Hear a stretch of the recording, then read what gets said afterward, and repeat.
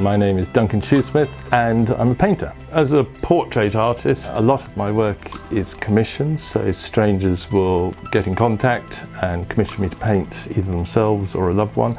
And I also paint friends, family, people I come into contact with whose faces interest me.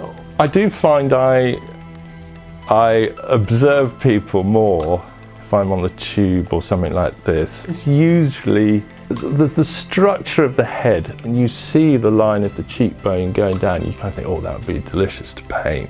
Just getting that. That's kind of doing a lot of work for you. Or there's a sort of coolness in the shadow. I met a lovely guy called Lalith who worked with my wife. My wife had said, oh, well, you should, have you considered painting Lalith? She knows my style, she knows what I like.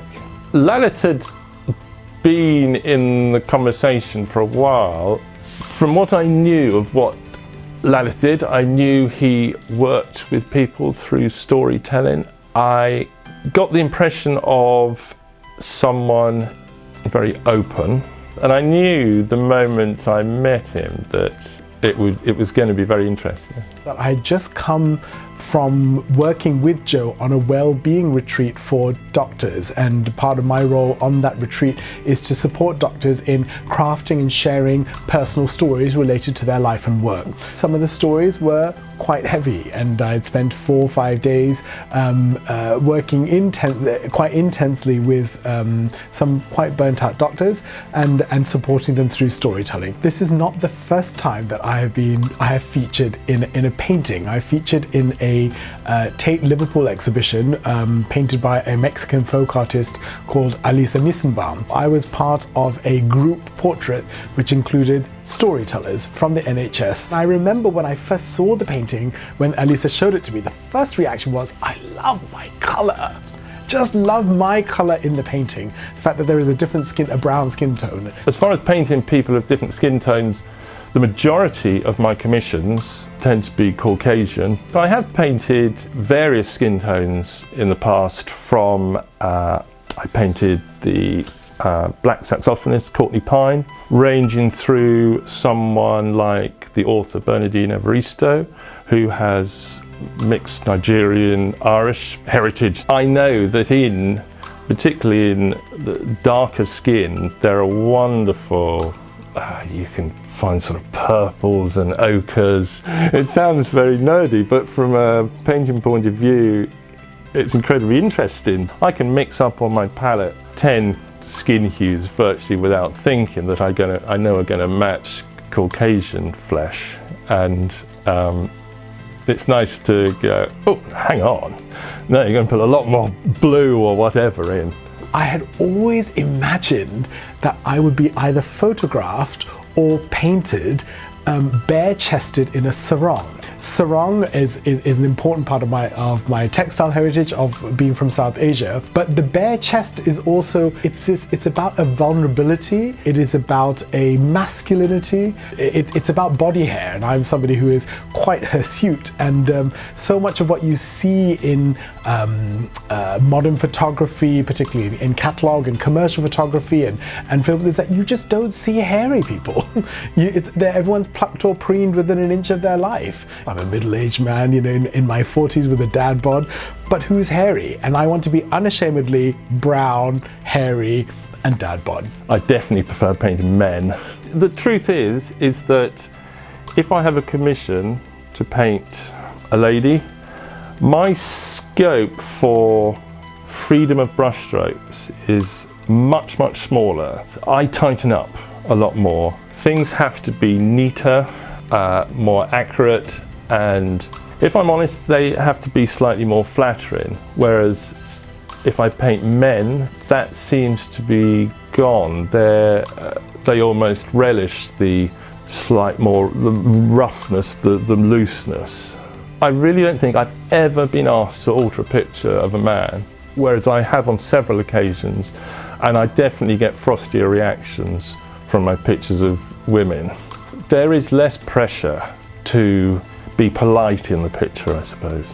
The sitting was, for me, was pretty straightforward. I'd never met Duncan before, but he was very amenable, and I really liked his space, and I was inspired looking at his other portraits, and they were quite amazing. And I liked the way that he captured angles and shadow, geometric shapes. I did give a brief saying, you know, would you mind photographing me bare-chested in my sarong, and he was very obliging. And then I just took direction from what he wanted.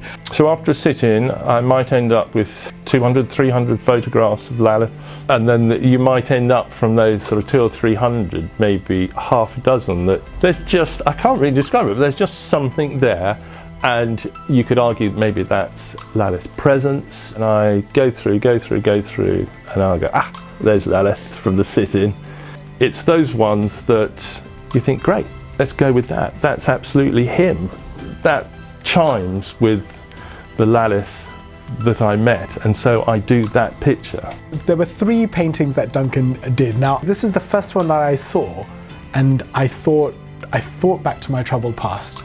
When I saw this, I see a forlornness. I see a real deep reflection. When I was growing up, my family said that I resembled mostly my maternal side, and very much I looked like my maternal grandfather. And so there was very much, and my grandfather wore these kind of black glasses quite similar to me. The picture that I saw second was this one, and my friend coined this the royal picture.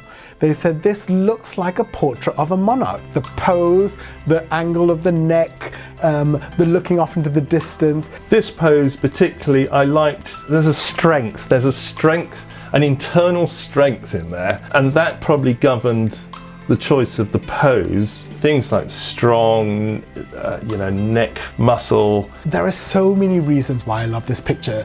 One of the reasons is the detail of my ear. My ear is very much from my maternal side of the family. And if you look at the men, particularly my grandfather, they all have ears like this. So that was the first thing I kind of focused on. I saw that the shape of the ear, which I loved. One of my aims as a painter, if you just put aside the presence of the sitter and likeness, is to get a 3-dimensional structure, well, the feeling that that is a solid object. On this side, if I covered up this side, when I just see that part of the profile, I see Lalith the child. I see the hope, the curiosity, the pursuit of happiness, the longing for joy. There is this hope I see in that side of the face. But then when I cover that side off and I just see the other side, I see the hyper-analytical, the critical, the cynic, the overthinker, the emotionally wounded adult. My back hair also features in this painting, and you don't often see that in portraits. So the fact that I'm bare-chested, you can't see any chest hair, but there is hair on my shoulders. Without shadows, everything's very flat. From my point of view, they're beautiful. These cool shadows here, you just want to get in there and kind of pick about them. In darker skin colours, it can give you wonderful, almost sort of mauve colours coming through. There's even some, I'd say, sort of grey greens coming in on Lalith. So we're getting into real siennas and beautiful warm browns, beautiful warm ochres, the reflection on the tip of Lalith's nose through to the darkest creases, which properly go into your darkest tonal value that you'll use, which is wonderful. The wider the tonal value, the more sense of form you'll get. And I just don't get to use colours like that on Caucasian faces. There is almost something quite primate, almost animal-like. I describe myself as a human bonobo, and we know that gorillas, chimpanzees, and bonobos are our closest relatives. For me, this is human bonobo. And this is the most positive, definitely. I feel there's just, there's a feeling of hope there, defiance, dare I say. If you lift the chin, there is a strength there, without question. However, I see that, and I see this eye, and there's such a delicateness there as well. which is a nice juxtaposition for an artist. When I saw it on social media, I didn't quite appreciate this kind of white line, this glint, whether this is a sparkle or whether this is a tear. I don't know. I think this is strength. To me, this represents strength. So I would call this my strong picture. But it's a strength through adversity. If I'm honest, from the painting point of view, there's stuff I really enjoy from the actual paint on there. Maybe that one all in chimes with the Lalith that I know. It must be something like that subconsciously. I mean, I don't know, I like this one the best. I want to try and get him in a show or a competition or something. I'd quite like him to be seen. I suppose that must mean I'm pleased with it, that I want to show it off a bit. I'm of Sri Lankan Sinhalese heritage, and the Sinhalese have descended from northwest and northeast India. I'm from the southern province of Sri Lanka, and we have been mixed with people from the Malay Peninsula and from the Arab world. When I worked in Whitechapel in East London, which has a strong Bengali community, every patient that I saw started speaking to me in Bengali, assuming that I was a Bengali speaker. And when I said that I was not from Bangladesh or India, they're like, "But Bengali face." That's what they used to say to me. If I am truly Bengali origin, you know, it borders Myanmar and is close to Nepal and China, so there's that kind of East Asian influence as well. And the shape of my eyes is more almond shaped and more akin to East Asian appearances, and so I see that kind of East Asian and South Asian appearance in this. I differ from my brothers. They've got quite Greco-Roman noses, quite more prominent cheekbones and more angular jaw, whereas I've got the kind of more Pacific Islander appearance with kind of like the rounder face, the rounder ears, the kind of more Pacific Islander nose. To an artist, commission's obviously important because they pay the bills. A lot of artists will have a constant dialogue throughout the whole process, and I prefer not to. I kind of go gather my information and then I'm back, and I don't want any other influence. Too many voices, too many cooks, and anything that has gone through that dialogue and been adjusted ends up being really neither what they want or what I like. I had no say or influence in what he was going to paint. For me, I think about portraits as for people who have status. You know, people commission portraits, royalty, monarchs, prime ministers, they get painted and hung in some gallery. Without question, I produce my best work when it's not commissioned. And there are all sorts of reasons for that. There's, you know, the expectation pressure, the money pressure, the flattery pressure. Uncommissioned works, they just feel friendly to me.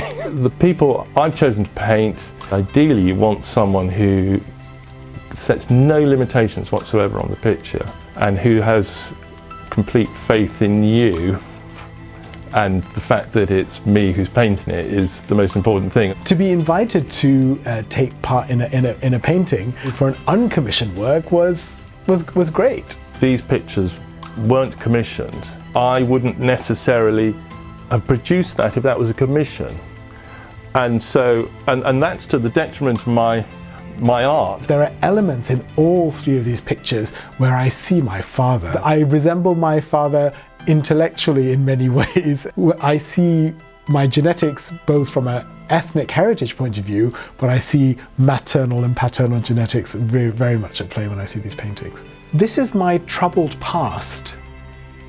This is my, you know, ambiguous present in terms of dealing with it. And this is my hopeful future. The reaction I've had from my friends on social media to these paintings has been phenomenal. I do know I want to go further with Lalith, and you know, these are obviously head and shoulders. I want to bring in his hands. I want to do some studies of his hands. They're fascinating, and you know, just see where we go with it.